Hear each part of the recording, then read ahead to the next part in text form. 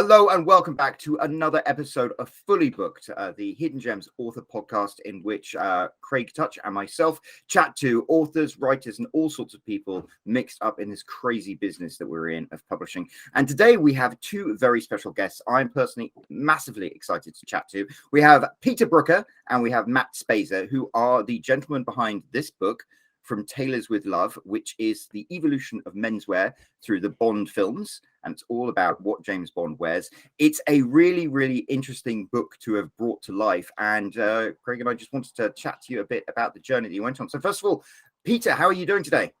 I'm very well, mate. Thanks for checking in on me. And Matt, how are you doing today? Hey, Roland. I am fantastic. That is great to hear. And now over to Craig, who is an author himself and the founder of Hidden Gems. Craig, how are you doing today? I'm doing good.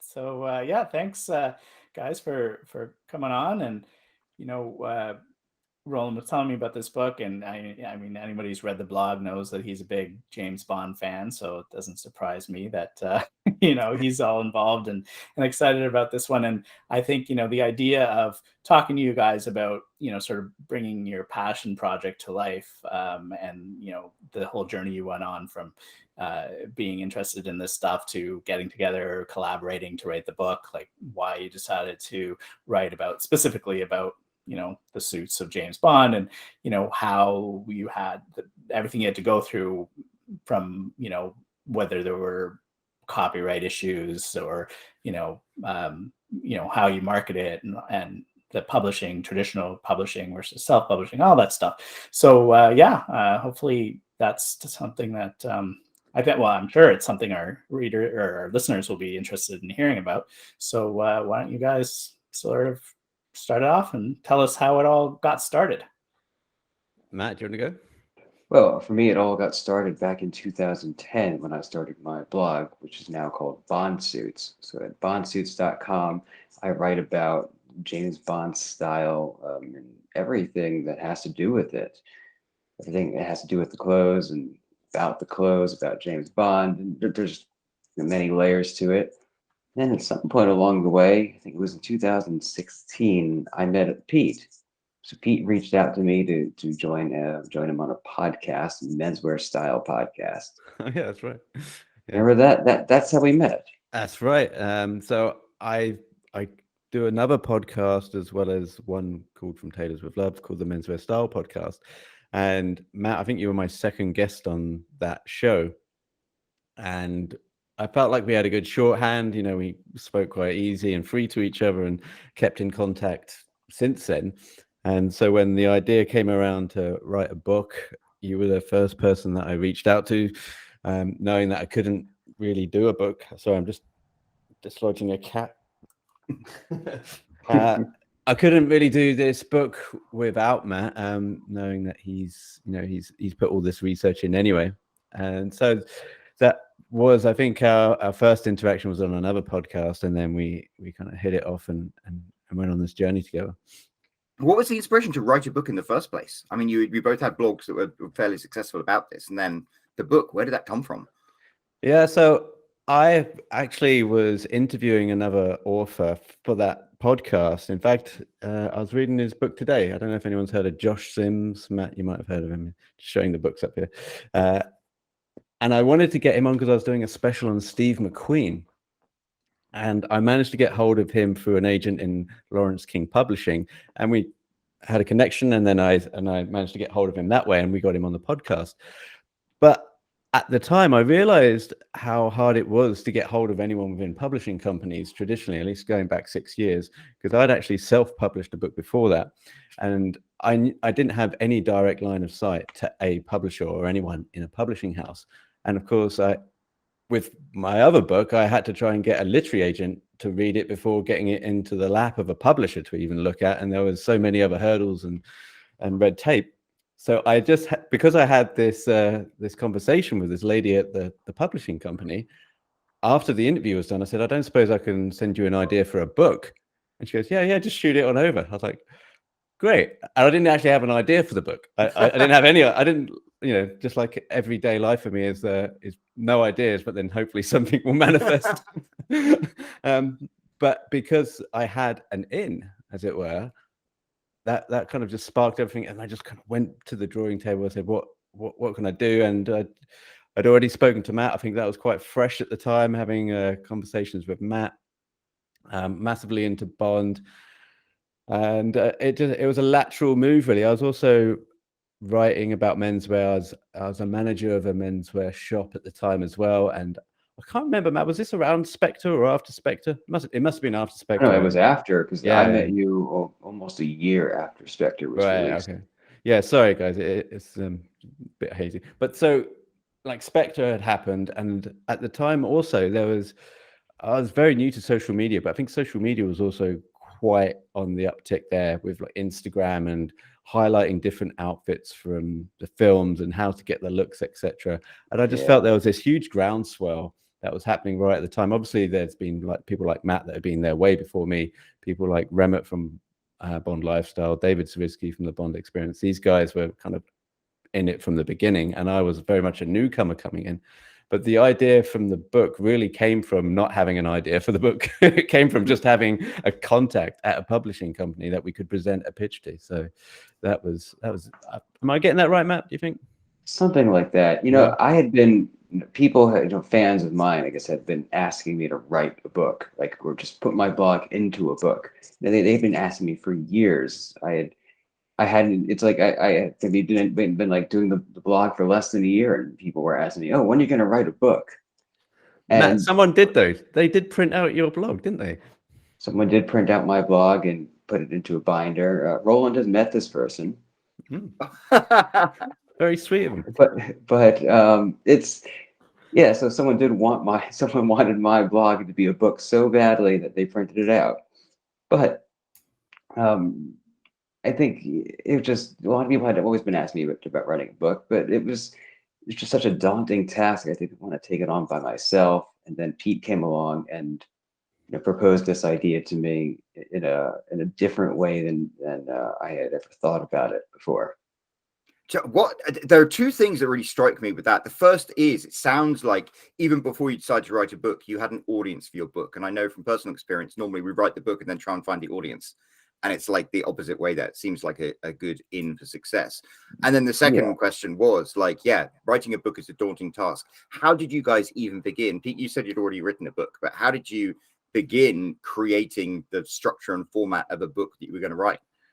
We just came up with so many different ideas for how to structure this book. Do you want to tell them about any of them, Pete? Yeah, well, it's only fresh in my mind because I published something the other day. It was World Book Day.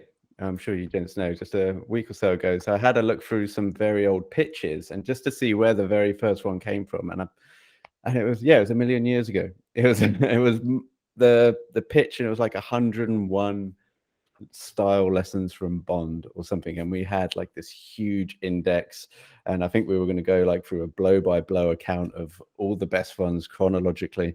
I'm so glad we didn't do that. It would have been boring as heck. But then there were like, well, let's just kind of group it in one. We'll have like the tuxedo section, and then we'll have the dinner suit section and the leisure suit section, and there were just so many different iterations, and whilst we were just letting the taxonomy sort itself out, which way we should do it, we were getting interviews with tailors at the same time. We were all kind of already on the move with it, trying to get people to be involved with the book. And once we had a few interviews under our belt, we quickly realized that the real story is the people telling the story, like the tailors and the brands and the people that are there. They always say that good stories are, about the people, not about about things. And I think we initially tried to make this into like a style type of book, like a style guide, and we ended up making a history book instead. So what was the pitch that you gave to that agent or publisher that you had spoken, because you had no idea, and it sounds like you guys went and figured out some ideas, but then things changed as you were writing the book. But at which point and what, like, was your pitch just what the book is now, or was it something completely different, and then you guys realized as you were writing it that it was going to be different, and then the publisher was like cool with that? Or I think it is just, I think we didn't really have any publisher until we came up with the current path, the path that we ended up taking. the original paths didn't. They kind of just fizzled out. So we, Well, so Matt, actually, I was thinking about this today ahead of talking to you guys, and I was hoping that Matt, you might auto-correct me on my line of thinking. But I remember doing that pitch of like the 101 style lessons of Bond. right. Or there was another pitch as well, the one where we got Patricio involved, like drawn to the style of Bond because he was a really good artist. I'm not sure if you guys know about him on Instagram, but Patricio Carjabal, I want to say is his I do not know how to say that. Anyway, so we got his name. We got a great guy from the community to do some illustrations first for the book, just to kind of give the pitch some texture. And we then sent that pitch, and it was, I guess it was like a machination of all of the ideas thrown together, like style lessons, grouping it with, sections that people can relate to, like I said, like the stripe suits over here, or the shoes and the accessories over here. And we had that pitch turned down by Lawrence King Publishing, but they did compliment us on the pitch, saying that's one of the best pitches we've had to turn down. And as we went through different publishers with that same pitch, it was just all the same, with people coming back to us and saying, if you haven't got the backing of Eon, then we can't take this any further for you. So that was quite clear very early on. So Matt and I just powered through, really. We just carried on writing it, right, Matt?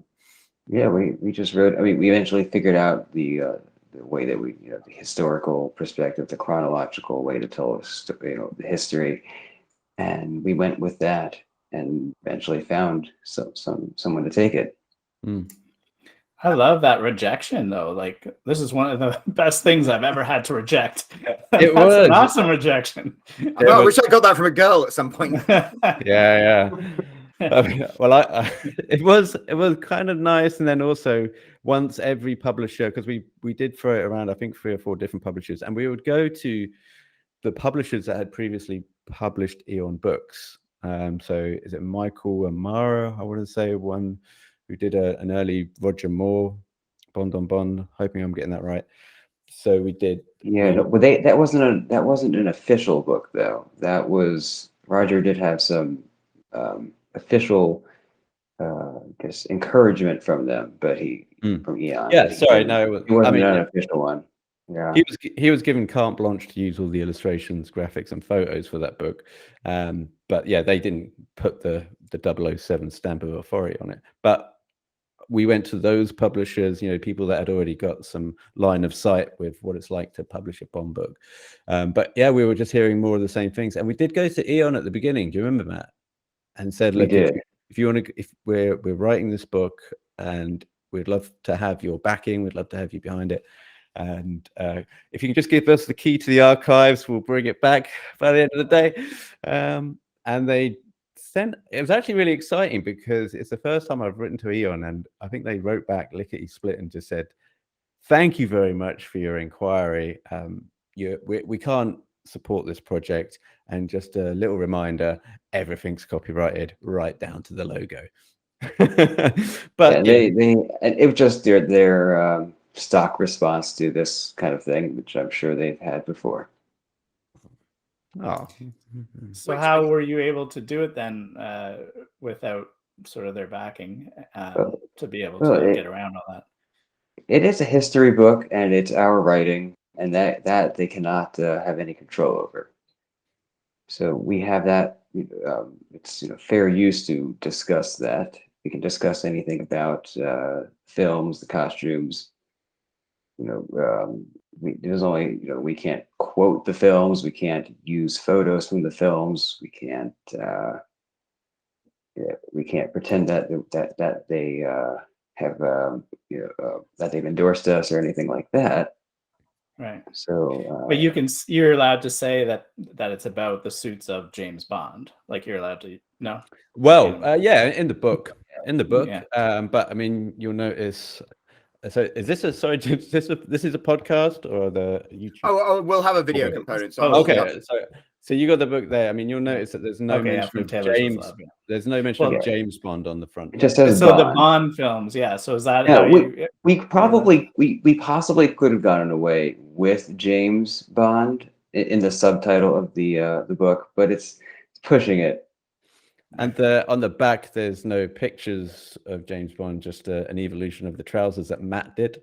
Matt did the front as well. I mean, Yeah, so I did the we'll get cover into that. art, and they even told us that we couldn't use a picture of a dinner jacket, no bow tie. We can't even use that really classic Bond imagery. But Wow. I went into the wardrobe, pulled out some clothes that were very much in the style of Bond, including a Frank Foster shirt that had the same exact cuff that Roger Moore wears in The Man with the Golden Gun.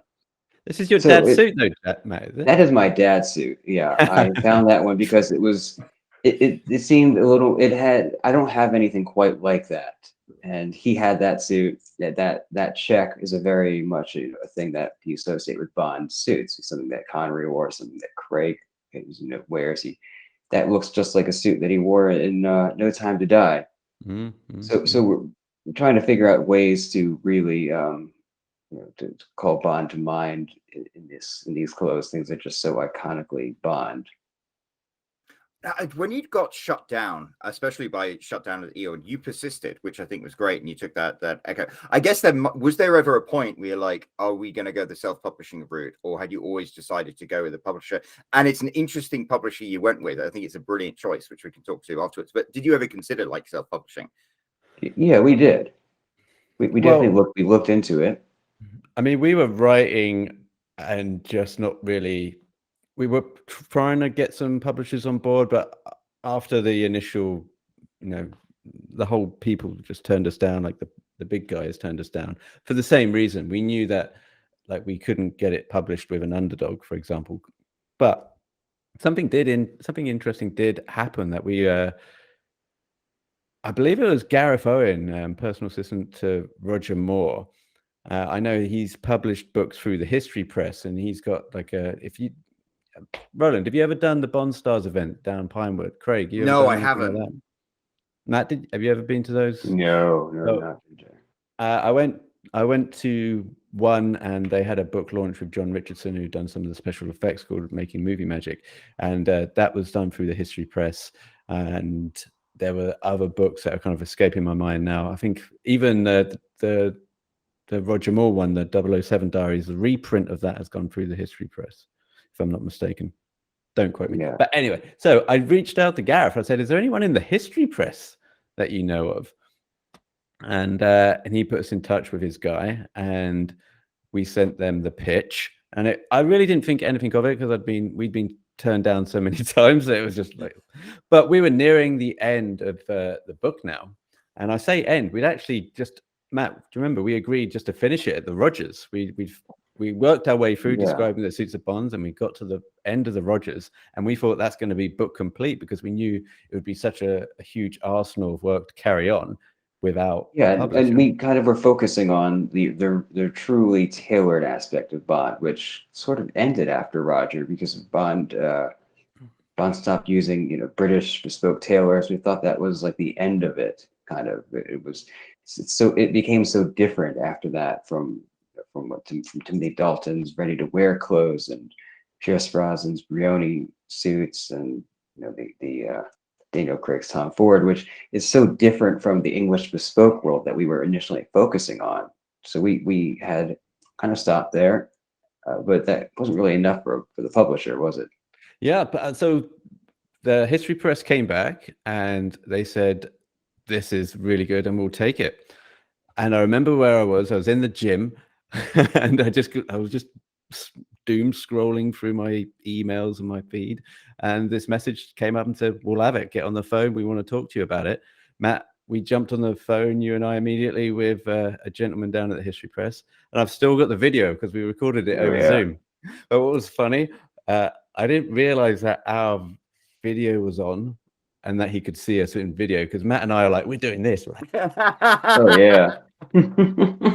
Like that, we were doing that, and then when I came to hang up the video, he goes, right, see you later, guys. And I just realized it was then I could see him. He was just like, he was behind like another email or something.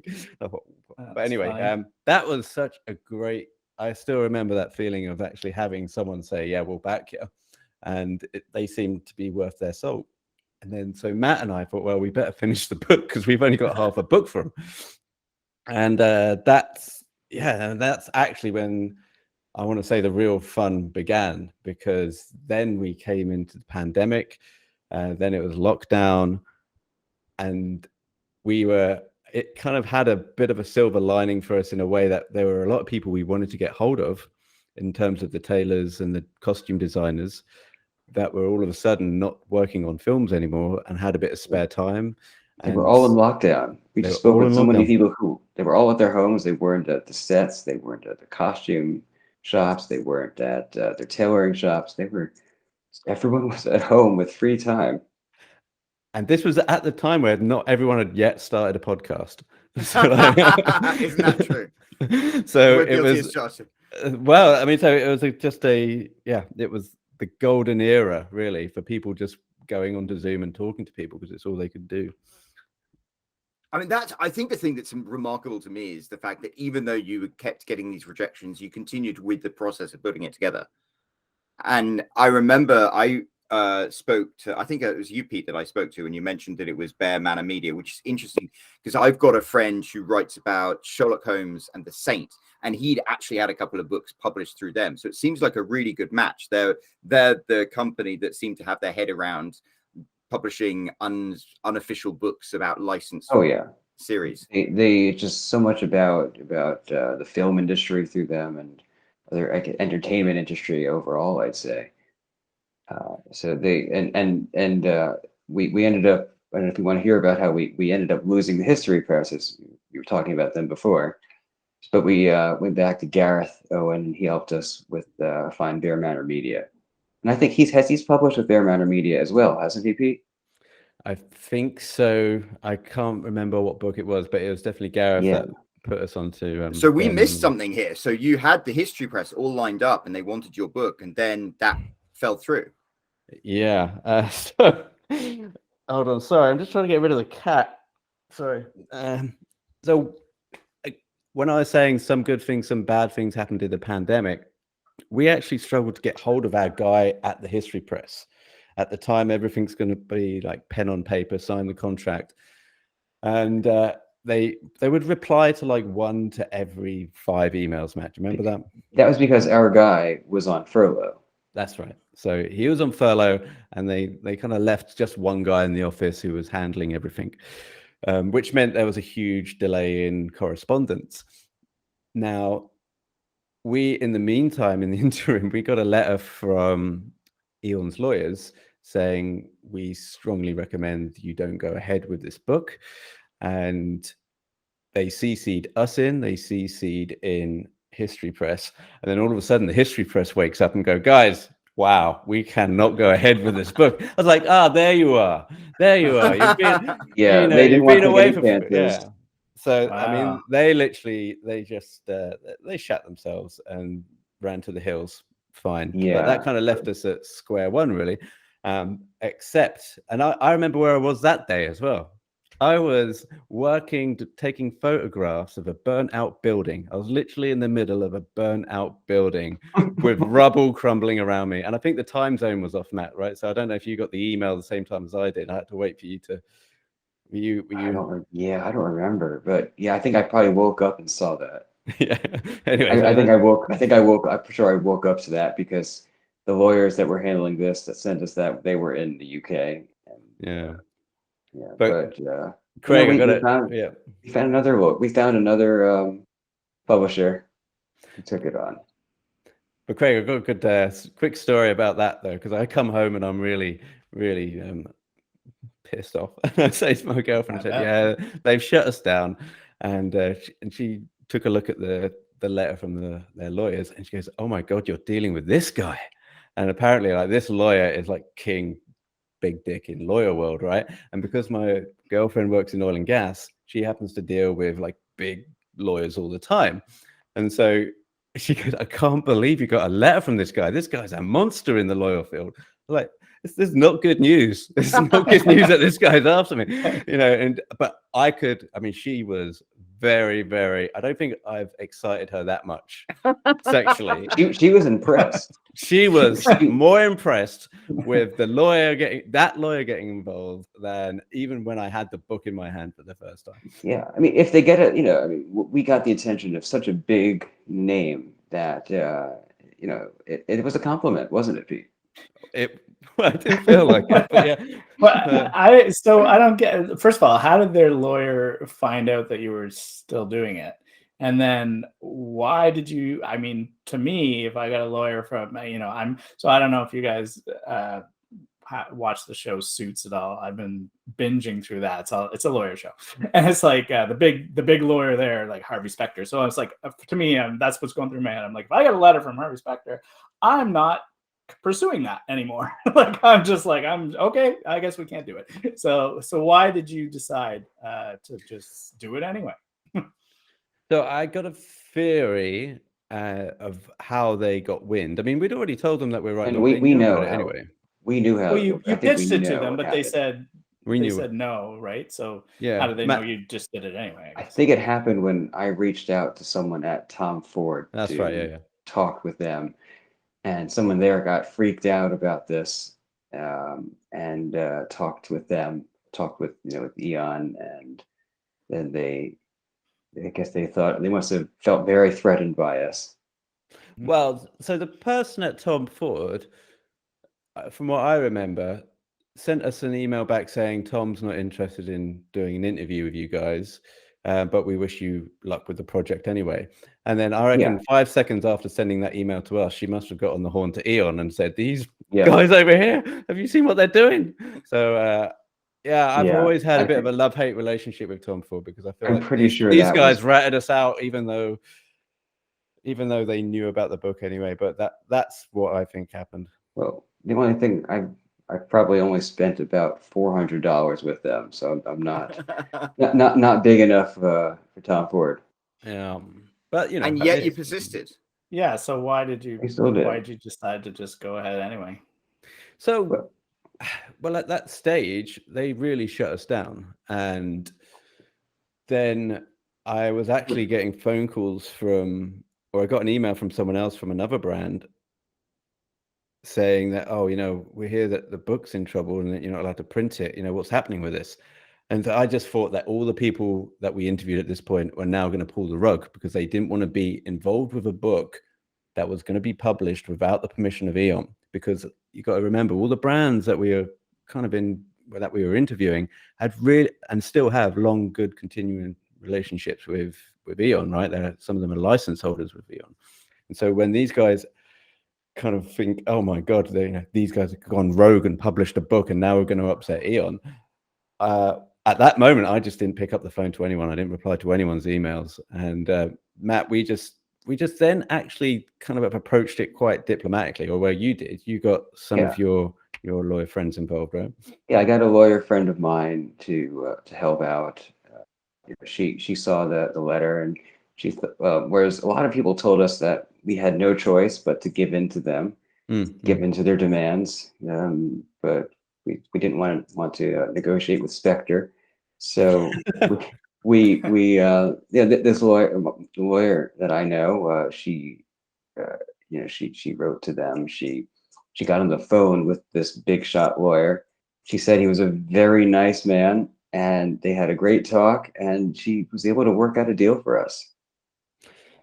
And then there was a process of us having to show them the book to make sure that there was nothing bad said about James Bond, I suppose, or they wanted to look at it before it went to print. We said fine. They wanted us to remove the photos. I mean, we actually had, at this point, we didn't even have photos of like the films. We were going to go and source those through maybe either Shutterstock or Rex Images. Matt, do you remember that? Yeah, they said we couldn't use any of those because they still own the copyright to most of those images. There are photos that they, from the sets that they do not own, but we didn't have those, and they probably would have given us trouble about those anyway if we did. I mean, legally, if we went down and kind of went to the guys at Suits, those lawyers, and said, let's take this to the hill and take them on, It would have Oh, been an yeah. arduous process, and I think the law would have been on our side. I've spoken to people since that have said that they couldn't believe the rigors and strictures that they put around that, and that we would have taken them to the cleaners. But ultimately, we don't want to fall out of Eon either. We've grown up loving Bond. We both of us really like Eon as a small family that have done so much for the franchise, and we had And it could really have good taken years. It could have taken years to get it through. yeah, and it would have been It it would have been arduous. It would have been a ball ache, and so we were just quite happy that we did have conversations with them and we managed to get a book out. So was that their only sort of sticking point, was that they wanted to see the book and make sure they weren't doing anything? Yeah, they wanted to see it. There was one chapter title they had an issue with that we changed, and they didn't like my initial cover proposal, and so we ended up with the cover that we have now, which I'm happy with the cover. I love it when people dress up as our book cover, which happens. That's fun. I love that. I love it when that happens, and I think it's a fun thing now that we finally got the book through all these hurdles.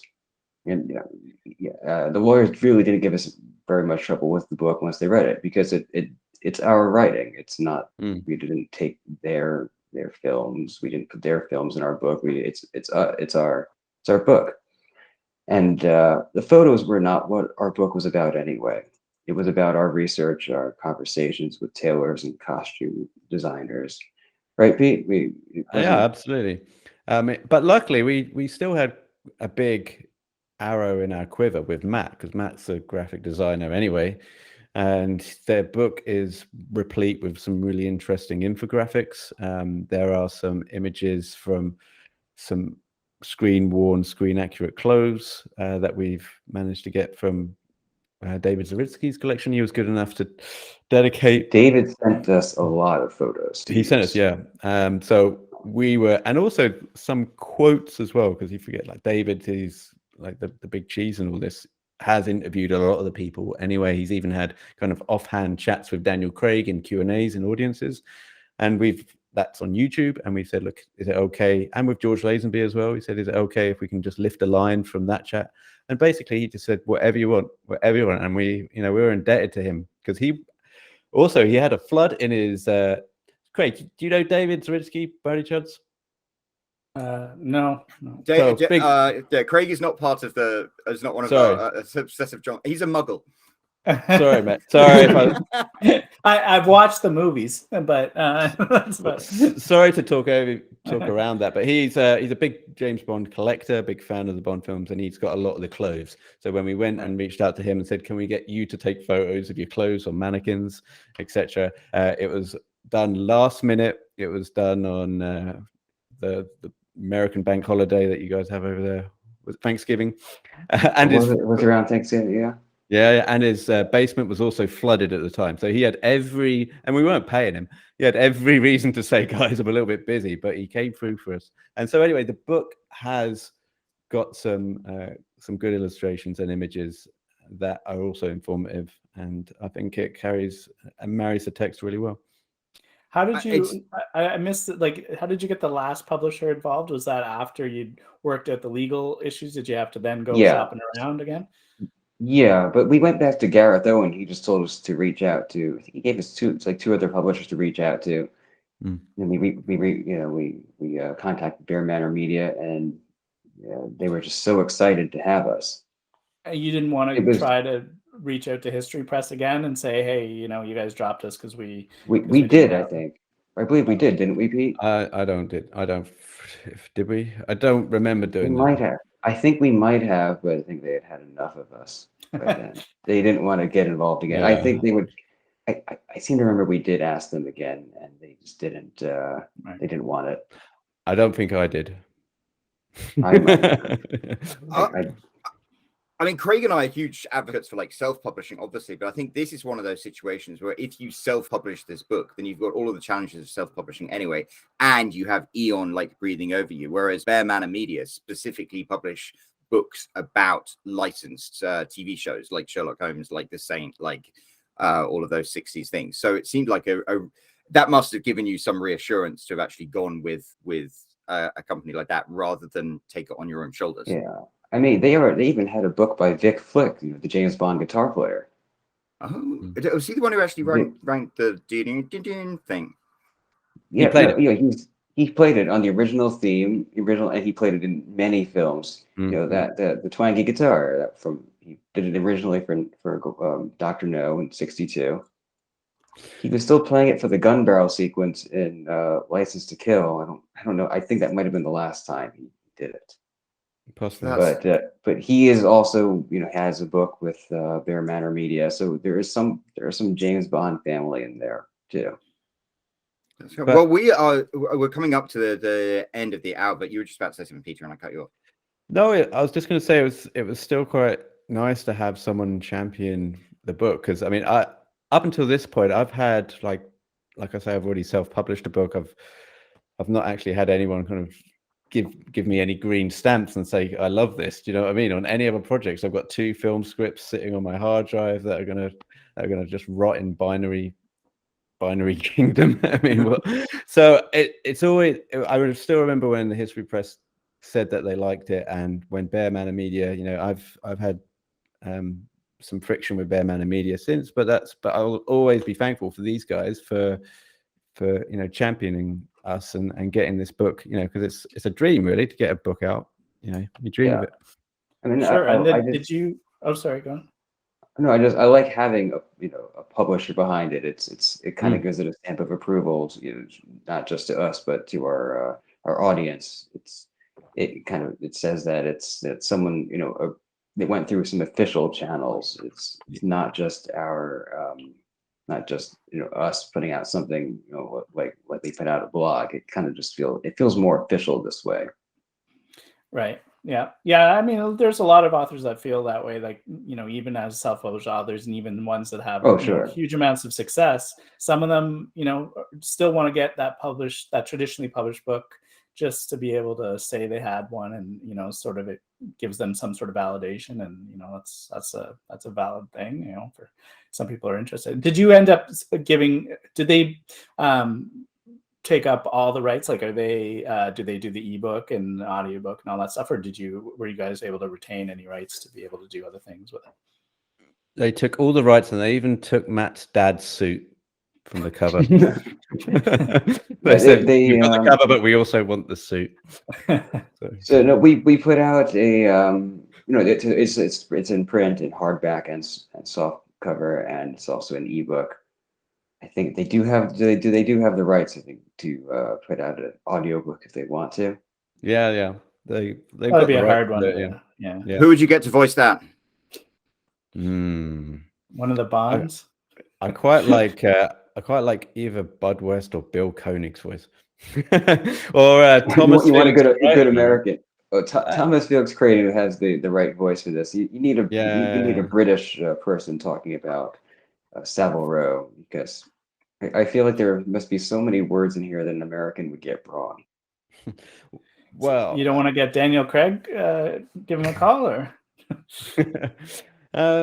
Yeah, I'd be open for Daniel Craig coming on. That'd be. I'm sure. He's probably a listener of this podcast anyway, right? So.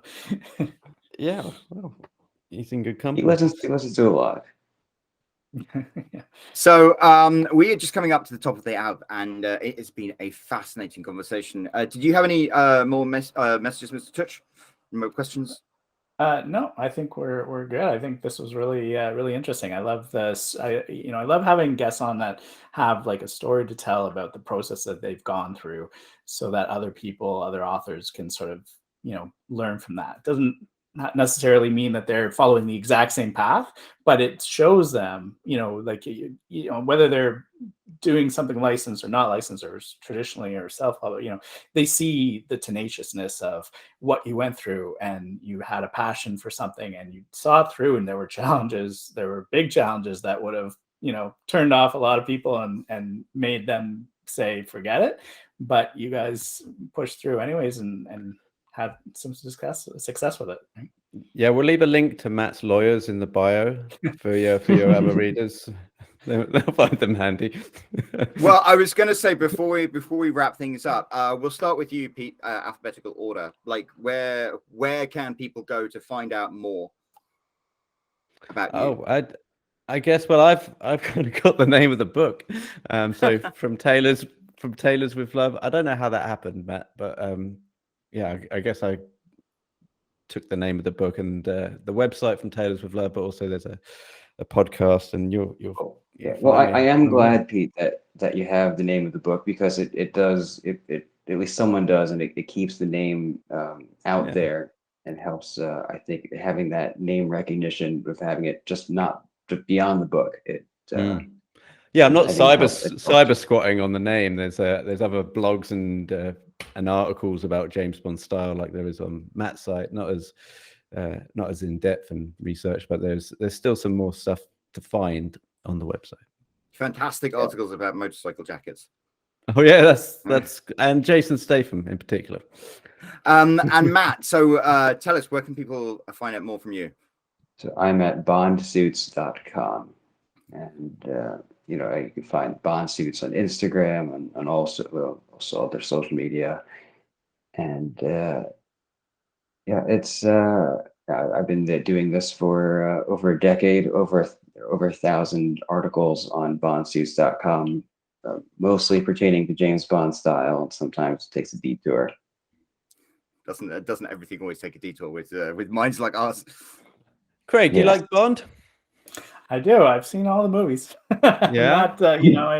I'm not as deep into it as Roland is, but I am a fan of the movies for sure. I think I managed to insert some kind of reference every time. Yeah. Mostly he's written a lot of blogs where it's come down to, and in my Bond stuff, and it always works it in there somewhere. There he goes again. Yeah. And I'm like editing it out. Gets it down to 50 words. Well, thank you so a lot, guys. Yeah, thank you so much for joining us. And go and check out Pete and Matt. And in the meantime, if you haven't already, make sure to click that subscribe button, hit that like, leave us a comment, all of that good stuff. And we really appreciate you listening in, and stay tuned for more very, very soon. Thank you so much, guys. Thanks for taking an interest. Really appreciate it. Yeah, thanks for having us on, Roland and Craig. Thank you.